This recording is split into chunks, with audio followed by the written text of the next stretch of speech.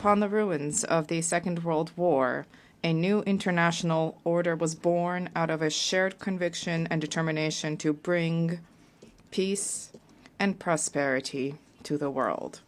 The horrors of this time also gave rise to the Geneva Conventions of 1949, which protect the victims of armed conflict.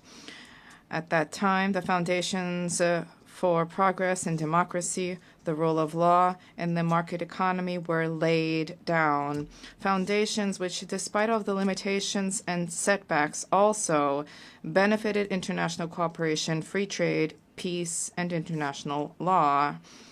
Without drawing any historical parallels, it is clear that this year, as we mark the 80th anniversary of the United Nations, we are experiencing a new era of particularly extreme political and economic upheaval at a time when, once again, too many wars are raging with civilian populations experiencing unbearable suffering, a time in which a just lasting peace in the Middle East and Ukraine still seems beyond reach, and during which autocratic tendencies are gaining ground, including in Europe, a time in which free trade is being put to the test, and where ultimately international law, including the Charter of the United Nations, risk becoming dead letter.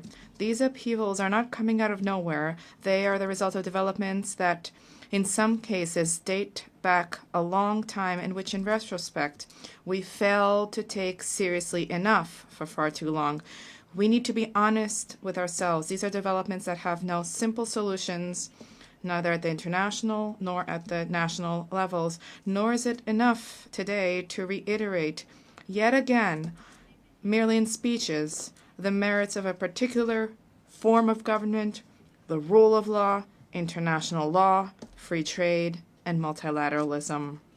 No, if we wish to surmount the challenges which we face, we have a duty to redouble our efforts. For what is the benefit of the achievements of civilization? What are they worth if they do not tangibly contribute to freedom, security, and prosperity, if they do not bring tangible benefits for people in their day-to-day lives?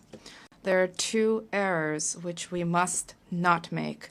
Firstly, pointing the finger only at others. Secondly, leaving international organizations alone to work alone and acting as if they were completely detached from us.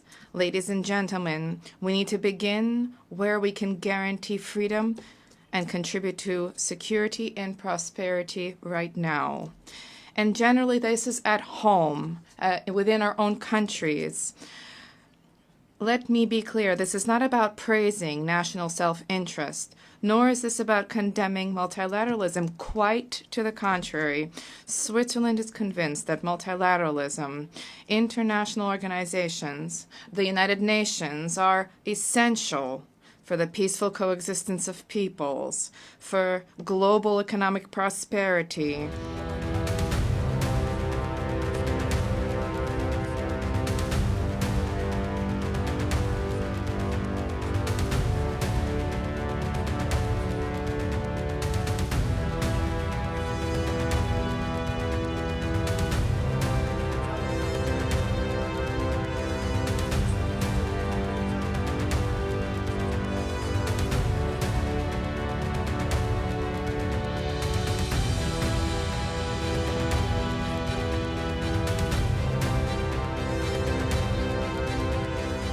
I ended 7 wars, dealt with the leaders of each and every one of these countries, and never even received a phone call from the United Nations offering to help in finalizing the deal.